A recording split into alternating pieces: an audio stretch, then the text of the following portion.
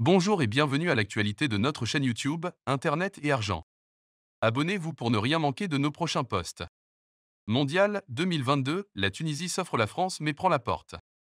Plus sérieuse, la Tunisie a remporté son duel face à une équipe de France en roue libre. Un succès insuffisant a qualifié les Aigles de Carthage en raison de la victoire de l'Australie face au Danemark.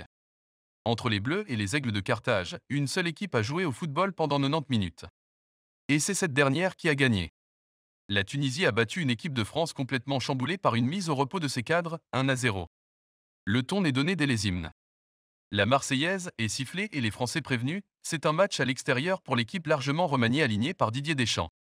Déjà assuré de se qualifier, le sélectionneur a changé 9 joueurs de son 11 type avec des incongruités comme Eduardo Camavinga latéral gauche ou Axel Disasi qui honore sa première sélection en bleu directement pour un match de Coupe du Monde. Une équipe de France bien puissante.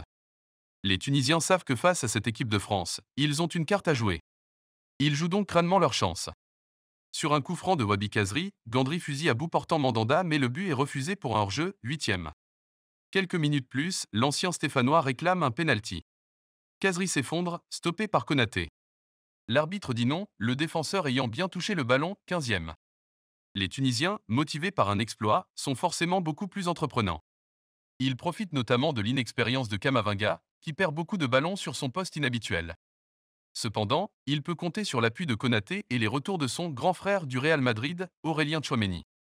Même sans Mbappé, Griezmann ou Dembélé, les Bleus parviennent quand même à se montrer dangereux, comme sur ce contrepartie de leur propre camp. Fofana remonte le ballon à toute vitesse et lance Coman, mais le joueur Bayern manque le cadre, 25e. Slimane répond d'un coup de tête sur un centre venu de la gauche. L'expérimenté Mandanda veille au grain, 30e. Il boxe également un tir lointain de Kazri suite à une mauvaise relance de Varane, 35e. Et quand le portier rennais est battu, c'est Disasi qui sauve la patrie, 42e. Fin de match confuse. Cette équipe de remplaçants semble incapable de mettre l'intensité nécessaire pour résister aux vagues tunisiennes et aux coups de boutoir de Kazri. C'est ce dernier qui trouve la faille. Au départ de l'action, Fofana perd le ballon et réclame une faute. L'arbitre fait cependant signe de jouer. Kazri éliminé Varane et trompe Mandanda, 58e. Didier Deschamps décide de sortir son arsenal du banc. Mbappé, Rabiot, Griezmann et Dembélé. De quoi redonner des couleurs aux Bleus.